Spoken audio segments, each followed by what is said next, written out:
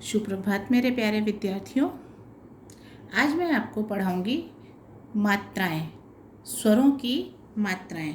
पिछले वीडियो में मैंने आपको बताया था कि स्वर कितने होते हैं, तो मैंने आपको 11 स्वरों की जानकारी दी थी। तो आज हम उन्हीं स्वरों की मात्राएं पढ़ते हैं। तो पहले ये देख लीजिए, मैंने स्वर लिख लिए हैं। अ, आ, ई, उ, ऊ, री, ए, आई, ओ और औ। अब हम इनकी मात्राएं देखते हैं। ये अ स्वर है।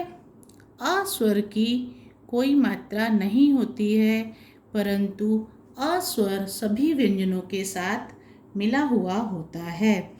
जब हम स्वर के बिना व्यंजन को लिखते हैं तो उसके नीचे हलंत लगाते हैं। ये मैंने आपको पिछले वीडियो में भी बताया था, जब हमने वर्ण विच्छेद करना सीखा था। अब अगर व्यंजन और स्वर की मात्रा को हम मिलाकर लिखें क, क्योंकि हमने हलंत लगाया, इसका मतलब इसका स्वर, अब इसकी मात्रा तो कोई मात्रा नहीं होती, इसलिए हमने इस तरह से लिख दिया है। तो इसका वर्ण बना क। और अगर हम शब्द बनाएंगे तो बनेगा कल। इसी प्रकार हम दूसरी मात्रा देखते हैं आ की मात्रा का चिन्ह इस तरह से होता है। अब अगर हम उसको किसी भी व्यंजन के साथ जोड़ते हैं, जैसे न प्लस अ, ना। अब इससे अगर हम शब्द लिखेंगे तो बनेगा नाम। ई स्वर की मात्रा का चिन्ह इस तरह का होता है।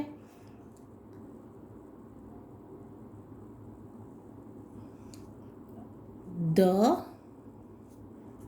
प्लस छोटी ई, हम सिर्फ उसका चिन्ह लिखेंगे, और जब हम उसकी मात्रा लगाते हैं तो वर्ण के आगे से मात्रा लगती है। छोटी ई की मात्रा वर्ण के आगे से लगती है। अब अगर हम इसका शब्द लिखेंगे तो बनेगा दिन। दूसरा आता है बड़ी ई। बड़ी ई की मात्रा इस तरह से लगती है। अगर अब हम शब्द लिखेंगे तो लिखेंगे म। बड़ी ई की मात्रा का हम चिन्ह बनाएंगे और वर्ण बनेगा मी। अगर हम शब्द बनाएंगे तो बनेगा मीन। मीन का मतलब मछली होता है। अब आता है छोटा ऊ। ऊ की मात्रा का चिन्ह इस तरह से होता है और वर्ण के नीचे लगता है, तो प प्लस छोटा ऊ का चिन्ह और वर्ण बनेगा पू। अगर हम इसका शब्द लिखेंगे तो बनेगा पुल। और उच्चारण करते समय साउंड को भी छोटा ही निकालेंगे, यानी बिना खींचे हुए निकालेंगे, पुल। अब बड़ा ऊ की मात्रा का चिन्ह इस तरह का होता है। और अब हम किसी व्यंजन के साथ अगर बड़े ऊ की मात्रा जोड़ते हैं तो उसको हम इस तरह से लिखते हैं, और शब्द लिखते समय हम लिखेंगे फूल। अब आप दोनों मात्राओं का अंतर उच्चारण करते समय हुए सुन सकते हैं, पुल और फूल। देखो, दोनों में अंतर स्पष्ट दिखाई दे रहा है। छोटे ऊ की मात्रा का साउंड या ध्वनि छोटी होती है, बड़े ऊ की मात्रा की ध्वनि बड़ी होती है। री की मात्रा इस तरह से लगती है, जो कि हमेशा वर्ण के पैर में लगती है। अब अगर हम इसको व्यंजन के साथ मिलाकर लिखेंगे तो इस तरह से लिखेंगे मृ। इससे हम शब्द लिखेंगे तो उसका उच्चारण इस तरह से करेंगे मृग। ए की मात्रा, एक से एड़ी लिखते समय देखिए ऊपर कोई मात्रा नहीं लगती, परंतु उसका चिन्ह इस तरह से होता है। तो अब जब हम इसको व्यंजन के साथ जोड़ के लिखेंगे तब इसको हम इस तरह से लिखेंगे, स, एक ही मात्रा और व्यंजन के साथ जोड़कर लिखेंगे से, और इसका शब्द बनेगा सेवा।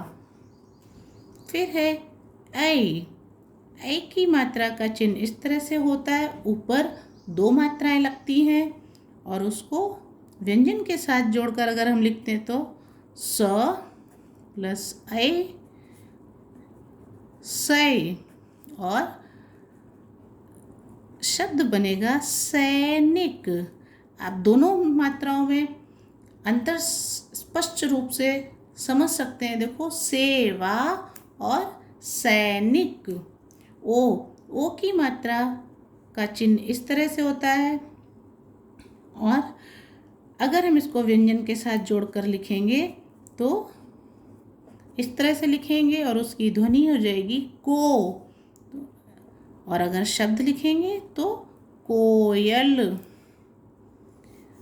और हमारा आखिरी स्वर है औ की मात्रा का चिन्ह इस तरह से होता है, नीचे एक लाइन, ऊपर 2 मात्राएं, और उसको अगर हम किसी व्यंजन के साथ जोड़कर लिखेंगे तो हम देखिए किस तरह से लिखेंगे, क, औ की मात्रा, हमारा वर्ण बनेगा कौ, और हम इसका शब्द लिखेंगे कौवा। तो ये आज मैंने आपको मात्राओं के बारे में सिखाया। हमारे 11 स्वर होते हैं और ये 11 स्वरों की मात्राएं होती हैं, और अगर मात्राओं को व्यंजन के साथ मिलाकर हम लिखते हैं तो उनको हम इस तरह से लिखते हैं, और फिर उनसे शब्दों को लिखते हैं। तो मैंने एक एक शब्द आपको लिखकर भी बताया। एक बार हम फिर पढ़ लेते हैं। कल, नाम, दिन, मीन, पुल, फूल, मृग, सेवा, सैनिक, कोयल, कौवा।